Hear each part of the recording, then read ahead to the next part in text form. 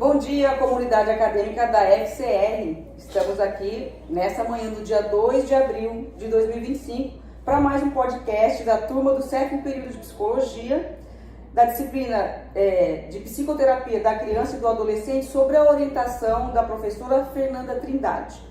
Este grupo composto por mim, Eliane, pela colega Ellen e a colega Silvia. Estamos aqui no CREA, onde teremos um bate-papo sobre prática clínica com a psicóloga Luciana Fernandes Duarte. Ela que já é psicóloga há 15 anos, especialista em psicanálise e psicologia social, e vai nos ajudar a entender como funciona a prática clínica no dia a dia. Bom dia, Luciana, tudo bem? Tudo bem. Então, a gente vai dar início nas primeiras perguntas. Eu vou passar aqui para a nossa colega Silvanete para iniciar fazendo a nossa primeira pergunta. Tá bom. Luciana, como foi o seu processo de escolha da psicologia? No começo, assim, na adolescência, bom, vamos lá. Eu tinha um entendimento bem diferente do que a gente tem durante a graduação do que é psicologia. Eu escolhi psicologia especificamente pela clínica e a psicanálise. Chegando lá no curso, eu descobri que isso era só a pontinha do iceberg, né? Que existiam várias outras áreas de atuação do psicólogo, mas foi especificamente por causa da abordagem clínica, né? Da atuação clínica e especificamente a psicanálise, que eu me interessei, comecei a ter, assim, as primeiras, como é que eu posso dizer assim, curiosidade em relação do que era psicologia. Isso lá com 17 anos. E aí, quando foi a época do vestibular, eu me lembro que teve um pouco de querer algo da saúde. Eu ainda não tive orientação vocacional, profissional, nada disso, mas eu queria alguma coisa da área da saúde, só que eu não queria nem enfermagem, nem nutrição, nem medicina. E aí eu descobri, né, fui pesquisar um pouquinho. Na época a gente não tinha nem Google, tá? Não tinha nada disso. E aí fui descobrir que era o mais parecido, enfim. Foi um pouquinho de sorte de ter acertado, porque eu não tinha muitas informações não. Mas foi tentando algo da área da saúde mesmo. Muito bem.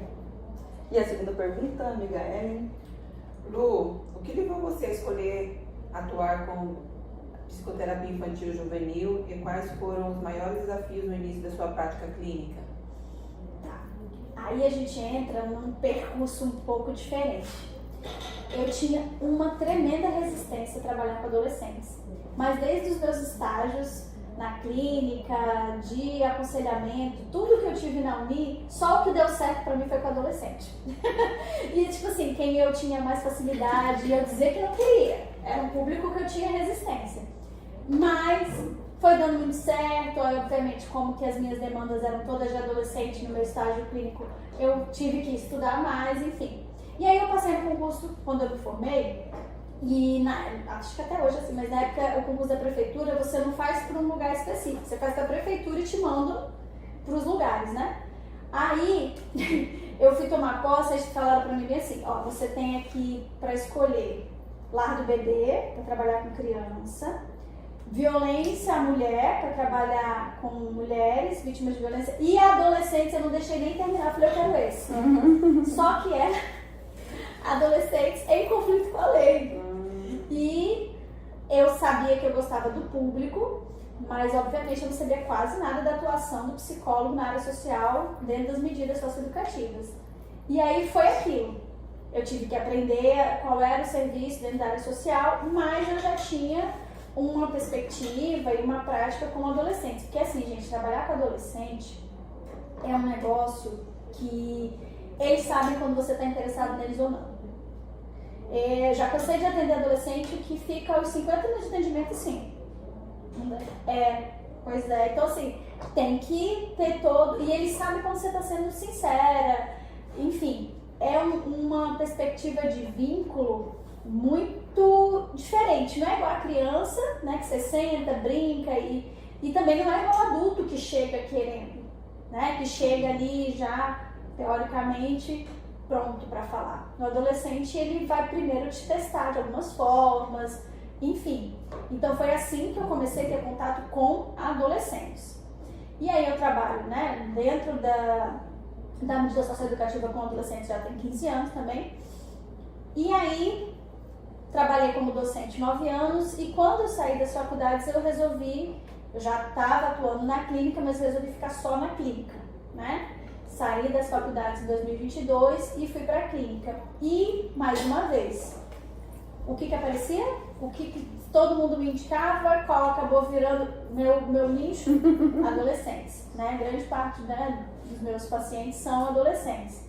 E eu trabalho na clínica, desde 2022 exclusivamente na clínica e aqui, e sempre foi algo natural, né? Não foi necessariamente uma escolha. É algo que eu tenho afinidade, que eu consigo estabelecer um vocabulário, um vínculo, que funciona com adolescentes, né? Então eu nunca tive necessariamente, eu vou trabalhar, né? A pessoa tipo, eu vou trabalhar especificamente com isso. Mas foi acontecendo e eu tenho realmente um carinho muito grande de atuação com adolescentes. Muito bem, legal. Em cima da tua fala, você trouxe que, embora você de cara queria trabalhar com adolescente, você não pensou que naquele convite, né, a priori fosse medida socioeducativa, né? Então, em cima disso, eu te pergunto, quais foram as especializações que você foi realizando ao longo do tempo para aprimorar seus atendimentos com esse público que você foi chamada de início a trabalhar? Sim. E aí, consequentemente, público de adolescentes, né? Eu falo todas as especializações até aqui, porque é bem isso mesmo. Outra coisa que eu acho interessante da nossa profissão é a gente entendendo o percurso profissional de cada um, né? O que vai acontecendo, enfim. Quando eu me formei, eu tinha pouquíssimo conhecimento sobre a legislação, sobre a parte mais legal do atendimento de adolescente em conflito com a lei, então eu fiz uma especialização na Católica, na época, gestão social e medidas socioeducativas, né, em psicologia social, para entender realmente essa atuação. E estava atuando já com os adolescentes. Quando eu comecei a dar aula, eu fiquei com as disciplinas do desenvolvimento, muito voltadas para a infância, adolescência. Então também fui me especializando. E depois em 2015 eu fiz uma especialização em psicologia, em psicanálise, né? Psicanálise. E aí tinha as abordagens, né, as disciplinas específicas para adolescência, para infância e psicanálise. E em 2018 eu fiz uma especialização, só que essa online, as outras duas foram presenciais, de especificamente atendimento infantil e para criança e adolescente. Houve alguma mudança na forma como você conduz o atendimento ao longo dos anos? Com certeza. Com certeza absoluta. A prática, no sentido, né, a atuação no dia a dia, não é só a questão da experiência e tal, né, que você vai tendo mais naturalidade, mais facilidade. Ela vai trazendo desafios. E necessariamente, ao trazer desafios, coisas com as quais a gente não estava ali se sentindo preparado, isso precisa ser atendido de alguma forma, né? Então, foram surgindo momentos nesses 15 anos que foram me levando, né, para essas especializações. Então, eu trabalhava aqui, assumi aqui especificamente nesse serviço, fui fazer a pós em medida socioeducativa. Depois eu comecei a dar aula. Então, quando eu comecei a dar aula, eu fui para o mestrado. E lá no mestrado, obviamente, também abre-se toda uma janela para novas perspectivas, novos entendimentos sobre a atuação do psicólogo, esse olhar crítico que eu defendo muito que o psicólogo tem que ter.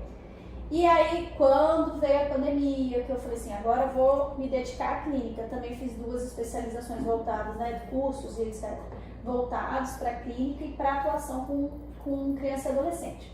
Vamos lá, eu fiz a especialização para trabalhar com criança e adolescente, mas eu não atuo com criança. Porque criança, ela exige uma gama de recursos. E quando eu falo de recurso, é recurso lúdico mesmo, uma sala preparada. Então, assim, tem que sentar, tem que ter jogos, brinquedos, um investimento tanto acadêmico, né, de estudo, quanto físico mesmo, né? Financeiro, Financeiro, exatamente, muitos jogos e tudo mais. Então, assim, e eu não tinha interesse, né, perspectiva de trabalhar com criança. Mas, né, no curso eu aprendia tudo. E com adolescentes. Claro que tem adolescentes, gente, que estão nesse período de transição, que é uma das coisas que a gente estuda muito, que ainda está ali muito no concreto, ainda não consegue ter uma abstração suficiente para a gente atender na clínica. Então, também tem alguns recursos, eu uso cartinhas, né? Não sei se você já viu lá na minha mesinha, tem umas cartinhas, eu uso dinâmicas, perguntas, direcionamentos e tal. Que também tem a ver para a gente facilitar para esse adolescente o processo terapêutico, né? Então, foram os desafios que foram surgindo, sabe? Tipo, tem criança de 12 anos, já tive paciente de 12 anos, que a menina dava show em muitos adultos, assim, sabe? Falava plenamente. Eu lembro que ela fazia associações e trazia questões, assim, que eu ficava muito interessada, porque ela tinha ali, né, uma facilidade no discurso, na fala, para fazer o processo terapêutico. E eu tive pacientes de 14, 15 anos que não tinham. Tipo, o que você faz? Eu brinco, jogo bola. Então, assim, e sobre a separação, sobre isso, eu nem na época não notei. Então, é bem individual. Vão surgindo os desafios, a gente vai vendo qual é o melhor recurso, qual é a melhor ferramenta para usar com aquele paciente, entendeu? Essa menina mesmo, na época, com 12, 13 anos, ela fez uma associação que eu fiquei assim, tipo, ela falou algo do tipo, a gente conversando sobre a história dela, você entende, né, Luciana, que pra mim, migalha é pão. Gente, se eu visse uma pessoa de 13 anos, ela tem um entendimento de como que ela tinha uma carência e tal, por que ela se apegava a determinadas pessoas, com 13 anos. E gente de 15, 16 que ainda não consegue estabelecer na fala, na linguagem, né, ainda que aí a gente tem que usar recursos, não iguais aos de criança, mas recursos ali adequados para fazer ela conseguir participar melhor do processo terapêutico. Então, quais são as especializações, quais são os desafios, estudos, as leituras? É de acordo com o que vai acontecendo, né? Vai surgindo um paciente que tem ali um luto, uma questão, compulsão alimentar, enfim. Psicólogo não para de estudar, gente. Aí, viu, menina? Não tem que Constante. Bom, e para finalizar agora, Luciana, você poderia compartilhar um caso, preservando a identidade, que te marcou ao longo da tua carreira? Sim. Como eu já fui falando alguns casos, né, fui usando alguns exemplos para vocês, mas eu vejo que o que a minha paciente fez na neuroavaliação e fez toda a família fazer, os pais receberam o diagnóstico, que foi muito importante para eles. Eles, né, tiveram ali um autoconhecimento, acesso a uma coisa da vida deles, que foi muito, muito legal, né? Ver o quanto que uma pessoa, né, em terapia pode movimentar as estruturas da família inteira, e quando todos estão dispostos a participar desse processo, e, enfim. Então eu acho muito legal, né? Eu já estou atendendo essa paciente, mas eu achei muito interessante ver como isso aconteceu.